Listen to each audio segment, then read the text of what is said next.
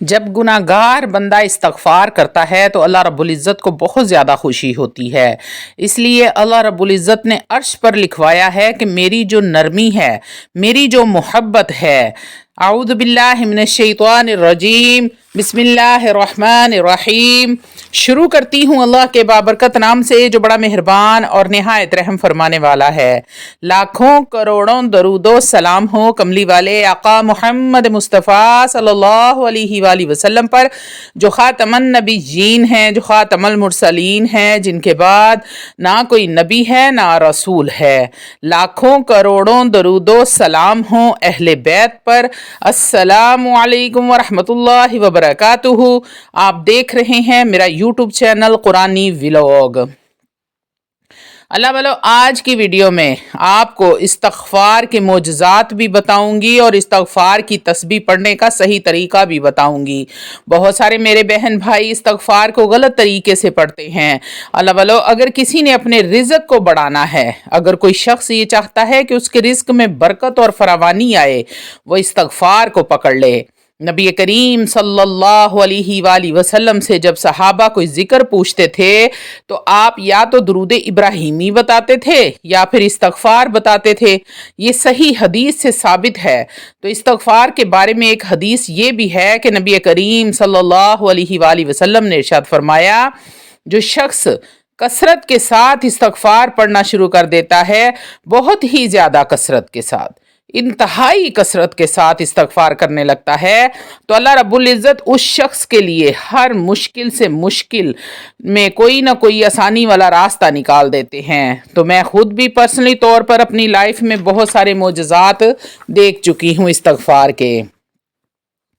اللہ والو، جو بندہ کثرت کے ساتھ استغفار کرتا ہے اس کے معاملات ایسے آسان ہو جاتے ہیں، اور جو بندہ جتنے گناہوں میں پڑا ہوتا ہے اور استغفار نہیں کرتا تو اللہ رب العزت اس کے معاملات کو تنگ فرما دیتے ہیں۔ اس کی زندگی بہت تنگ ہو جاتی ہے، آسانی کا کوئی راستہ ہی نظر نہیں آتا۔ آپ کو قرآن پڑھ کر سناتی ہوں، وَمَنْ عَرَضَ عَنْ ذِكْرِي فَإِنَّ لَهُ مَعِيشَةً ضَنْكَ۔ میرا رب فرماتا ہے کہ جب تم میرے ذکر سے منہ موڑ لو گے تو میں تم پر تمہاری معیشت کو تنگ فرما دوں گا، زندگی اجیرن ہو جائے گی۔ تو اللہ والو، اگر آپ چاہتے ہیں کہ آپ کی زندگی آسان ہو جائے تو آپ استغفار کو پکڑ لو، چمٹ جاؤ استغفار کے ساتھ۔ اللہ کو توبہ کرنے والے انسان سے اتنی محبت ہے، اتنا رب تعالیٰ خوش ہوتے ہیں کہ آپ کا گمان بھی نہیں ہوگا۔ تمام صحابہ اکرام جب اکٹھے بیٹھتے تھے تو ایک دوسرے سے پوچھتے تھے کہ آپ کی سب سے فیورٹ آیت کون سی ہے، آپ کی فیورٹ آیت کون سی ہے۔ سورہ زمر میں ہے، قُلْ يَا عِبَادِيَ الَّذِينَ أَسْرَفُوا عَلَىٰ أَنفُسِهِمْ لَا تَقْنَطُوا مِن رَحْمَتِ اللَّهِ۔ اے نبی کہہ دیجئے میرے بندوں سے، یہاں پر یا عبادی تمام انسانوں سے بات ہو رہی ہے، الذین اسرفوا علی انفسہم، جو زیادتی کر چکے ہیں اپنے نفس پہ۔ اسرفو یعنی اسراف کر چکے ہیں، زیادتی کر دی ہے انہوں نے اپنے نفس پر۔ کیا کہوں انہیں، لا تقنطوا من رحمت اللہ، کہ اللہ کی رحمت سے مایوس نہ ہوں۔ ان اللہ یغفر اللہ جمیعا، بے شک اللہ رب العزت تمام گناہ معاف فرما دیتے ہیں۔ اور ایک اور حدیث آپ کے سامنے رکھتی ہوں، حضرت علی ابن طالب رضی اللہ تعالی عنہ سے روایت ہے، یہ ایک دعا ہے، لا الہ الا انت انی قد ظلمت نفسی فاغفر لی ذنوبی انہ لا یغفر الذنوب الا انت۔ یہ پوری دعا ہے۔ دعا کا ترجمہ یہ ہے، اللہ رب العزت فرشتوں سے فرماتا ہے، کیا میرا بندہ یہ اقرار کرتا ہے کہ میرا ایک رب ہے اور وہ معاف کرنے والا ہے؟ یعنی اللہ رب العزت کو اتنی خوشی ہوتی ہے۔ اسی طرح ایک اور حدیث مبارکہ ہے صحیح بخاری کی، جب ایک گناہگار شخص اللہ سے اپنے گناہوں کی معافی مانگتا ہے تو اللہ رب العزت اس کو اس طرح کی خوشی ہوتی ہے جیسے کسی انسان کا اونٹ گم گیا ہو اور وہ اونٹ کو ڈھونڈ رہا ہو، غم اور شدت کے ساتھ ڈھونڈ رہا ہو، اور اس اونٹ پر اس کا سارا سامان لدا ہوا تھا، اس اونٹ پر اس کا پانی بھی تھا، کھانے کا سامان بھی تھا اور باقی دیگر اشیاء بھی تھی۔ کہ اچانک سے وہ گم ہو گیا اور وہ شدت غم سے نڈھال ہے اور اسے ڈھونڈ رہا ہے، پاگلوں کی طرح ڈھونڈ رہا ہو، اور اچانک سے وہ اونٹ اسے کے سامنے چلتا ہوا نظر آ جائے تو وہ خوشی میں آپے سے باہر ہو کر کہتا ہے، اے اللہ، میں تیرا رب ہوں اور تو میرا بندہ ہے۔ خوشی کے مارے یہ الفاظ اس کے منہ سے غلط نکل جاتے ہیں۔ اتنی خوشی ہوتی ہے کہ اسے سمجھ ہی نہیں لگتی کہ اس کے منہ سے کیا نکل گیا ہے۔ اللہ رب العزت کو اس لیول کی خوشی ہوتی ہے جب کوئی گناہگار بندہ اپنے رب سے توبہ کرتا ہے، جب گنہگار بندہ اللہ جل شانہ کو پکارتا ہے۔ ہمیں تو شیطان نے اتنے وسوسے ڈالے ہیں کہ تو اتنا گناہگار ہے، تو اس قابل ہی نہیں ہے کہ تیری بات اللہ رب العزت تک پہنچے یا پھر وہ سنے اور تجھے معاف کرے۔ اللہ والو، حدیث تو بالکل اس کے برعکس کہہ رہی ہے۔ حدیث تو کہہ رہی ہے کہ جب گنہگار اس بندہ استغفار کرتا ہے تو اللہ رب العزت کو بے حد خوشی ہوتی ہے۔ ابھی جیسے میں نے آپ کو اونٹ کا واقعہ سنایا، جتنی اس بندے کو خوشی ہوتی ہے اتنی ہی رب العزت کو ایک گنہگار کی معافی مانگنے سے، استغفار کرنے سے خوشی ہوتی ہے۔ اس لیے اللہ رب العزت نے عرش پر لکھوایا ہے، میری جو نرمی ہے، میری جو محبت ہے، میری جو رحمت ہے، وہ میرے غصے اور جلال پر حاوی ہے، میرے غضب پر حاوی ہے۔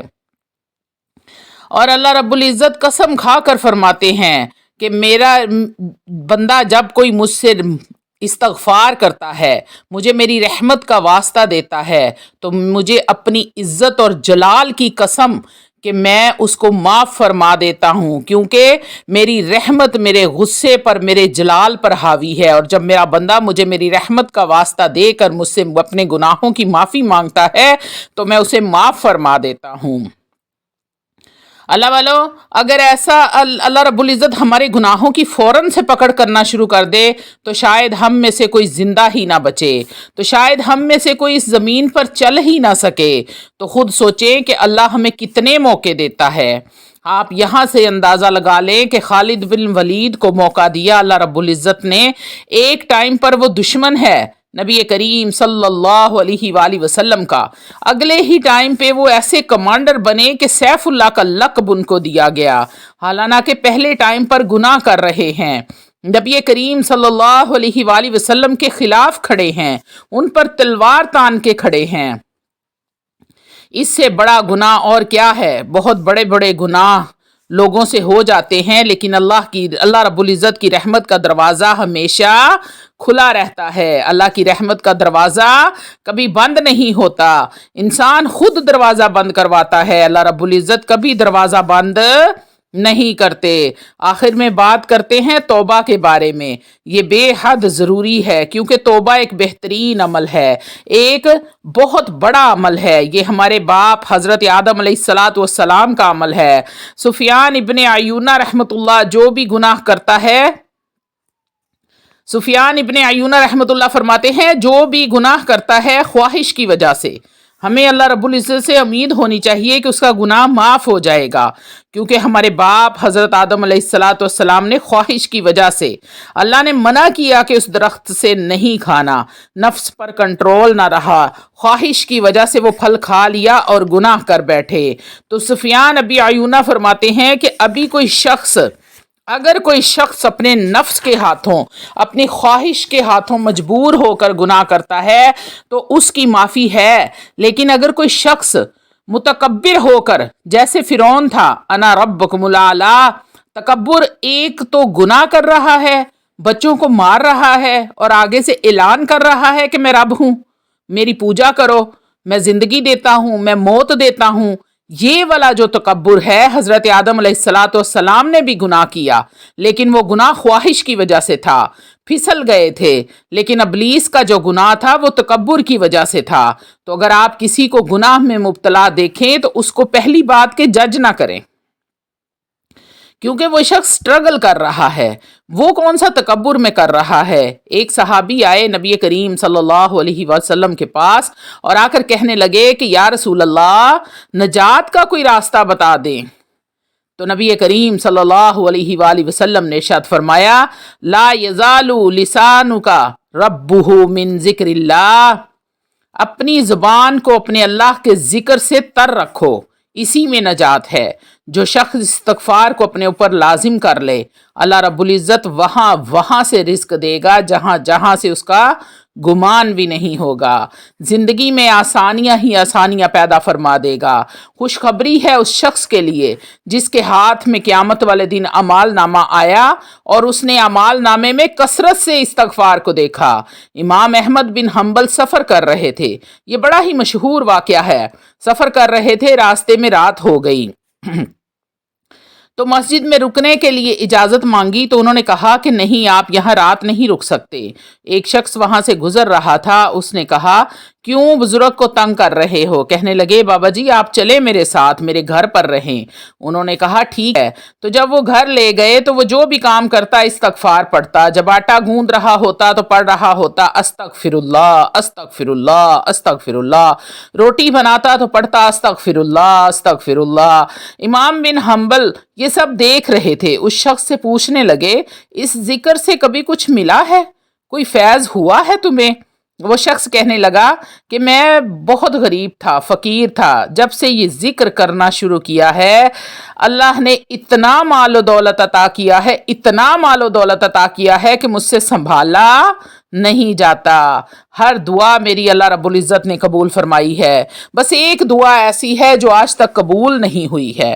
इमाम अहमद बिन हम्बल कहने लगे कि वो कौन सी दुआ है तुम्हारी जो पूरी नहीं हुई? तो कहने लगा कि सुना है कि इमाम अहमद बिन हम्बल बहुत बड़े इमाम हैं, उनसे मुलाकात का बड़ा ही शौक है, बड़ा ही दिल करता है कि उनसे मुलाकात हो जाए।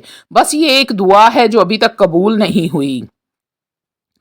इमाम अहमद बिन हम्बल कहते हैं वक़द जुरिरतु इलैका जर्रा, ऐसा लगता है कि मुझे आपके पास घसीट के लाया गया है, आपसे मुलाकात करवाने के लिए, आपके साथ बात करने के लिए। मैं ही हूँ इमाम अहमद बिन हम्बल। ये है इस्तगफार की ताकत और फ़ायदे। कसरत के साथ इस्तगफार किया करें अल्लाह वालों, जितना हो सके कसरत के साथ इस्तगफार किया करो।